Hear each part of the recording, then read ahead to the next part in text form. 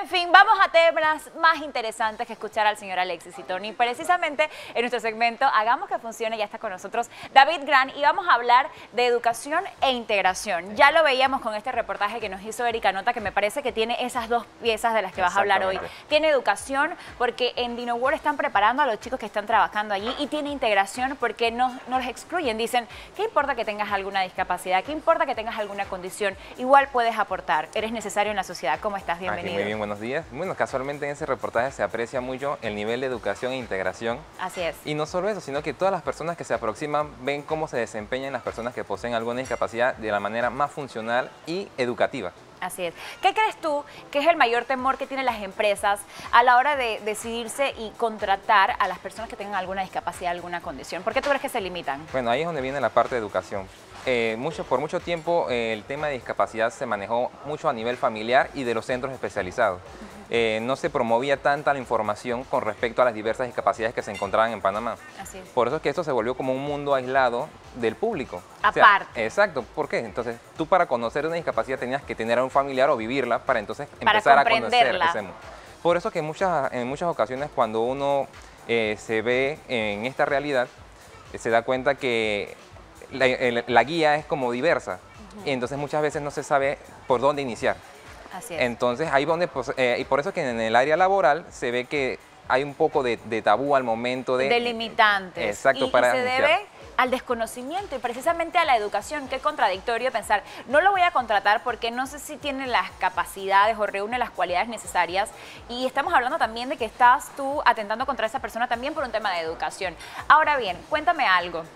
Cuando estas personas, nosotros vemos en nuestro sistema educativo que a veces es deficiente, no puedo generalizar, porque en Panamá tenemos un sistema educativo que la verdad en algunos lugares funciona, en otros no tanto. Si para una persona, ¿cómo debo decirlo? Biotípica, o sea que está sana totalmente, a veces es difícil educarse. ¿Tú piensas que para las personas que tienen alguna condición o alguna discapacidad lo es aún más o está al mismo nivel? En verdad, dependiendo de la discapacidad, yo diría que están al mismo nivel. ¿Sí? Si la discapacidad no te limita a absorber conocimiento, solo que necesitas una herramienta diferente para absorberlo de la manera adecuada. Pero yo me refiero es que si yo voy a una escuela, las escuelas no están en óptimas condiciones, por ejemplo, para recibir a una persona que va en silla de ruedas. Eso es cierto. Hay mucha infraestructura. Esa es una de las primeras barreras que se topan las personas al momento de hablar de discapacidad. Decir que tengo la infraestructura adecuada. Entonces, al pensar en la infraestructura, viene el pensamiento de cuánto dinero me va a costar. Entonces, al pensar en eso, digo, tengo que armar un presupuesto. Armar un presupuesto se va prolongando y entonces no se avanza en ese aspecto. Y la exclusión hacia estas personas se hace aún más grande. Hace poquito veíamos una noticia de un grupo en la comarca que decía, no tenemos profesores, se me escapa exactamente el nombre en este momento. Ellos estaban reclamando que han perdido todo lo que va del año sin educación, sin tener acceso a educación, porque no se les han nombrado profesores. Ahora te imaginas en qué estamos pensando si tampoco nombramos profesores que tengan las capacidades necesarias para que se eduquen sobre las personas que están en aulas especiales. Exacto. En Panamá existe ya la licenciatura de docencia integral, que son jóvenes que están entrenados básicamente en esa parte de integración educativa con los jóvenes que poseen alguna discapacidad. ¿Qué sucede? Esto no se difunde, o sea, muchas instituciones escolares no conocen que existe esta profesión de docencia integral. Y que pueden contratar a las personas que se están preparando. Exacto. ¿Por qué? Porque muchas veces a nivel educativo, muchas escuelas ven que tienen un niño con alguna discapacidad y de una vez viene el profesor que de repente no está orientado en base a la discapacidad y el niño se va excluyendo del grupo.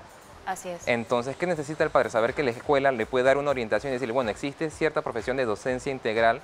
Si usted desea, puede contratar a un tutor que asista al niño para que vaya al ritmo de las clases.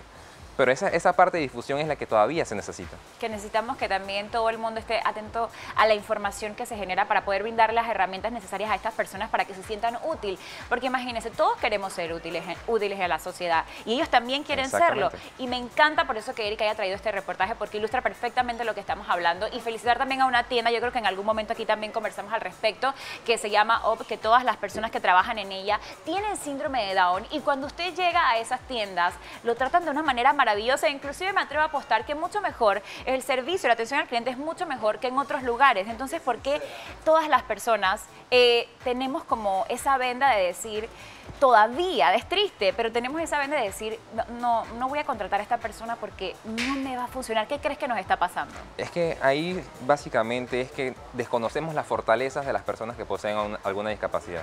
Si conociéramos más sobre la discapacidad, sabríamos que es cierto, podrá tener esta limitante, pero tiene todas estas fortalezas que compensan eso. El ser humano siempre tiene la tendencia a compensar, tanto a nivel cognitivo como a nivel físico. Si tenemos esa iniciativa o ese precepto, ese concepto en mente, sabemos entonces que siempre vamos a tener una persona que va a desempeñar sus mayores fortalezas. Claro, y no tenemos que achacar de repente toda la culpa a las empresas, porque muchas tienen su sector de responsabilidad social empresarial y quizás sí quieran apoyar, sí quieran incluir. Exacto. Y estén trabajando en eso, pero como en leyes. ¿Cómo estamos en leyes que de repente obliguen y digan, necesitamos un país más inclusivo? Por ende, necesitamos estas herramientas para que esas personas formen parte también de la sociedad y sean útiles. Casualmente, las leyes están.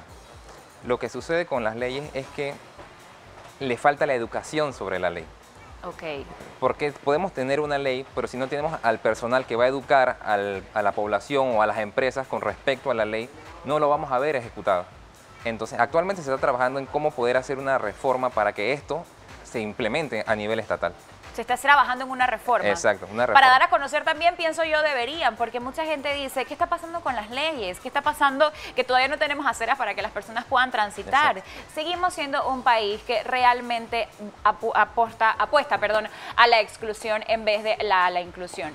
Mira, me sorprende que me digas que tenemos leyes, porque yo pensé que no teníamos leyes en referente a esto. La sociedad realmente no las conoce, y si no las conoce, si no se difunden, no las respetamos. Entonces no hacemos que las personas que tengan alguna condición o alguna discapacidad se puedan integrar realmente y las podamos respetar y tratar como si fueran otra persona más, darle el valor que se merece en la sociedad. Entonces, para mejorar, para crecer, ¿qué necesitamos? Educación. Educación. E integración. Integración, exactamente. ¿Y cómo podemos lograr eso? Bueno, casualmente podemos aproximarnos a los centros que trabajan con el tema de discapacidad y orientarnos. Por eso que yo valoro mucho la labor que lleva muchos años realizando el IPE a nivel educativo.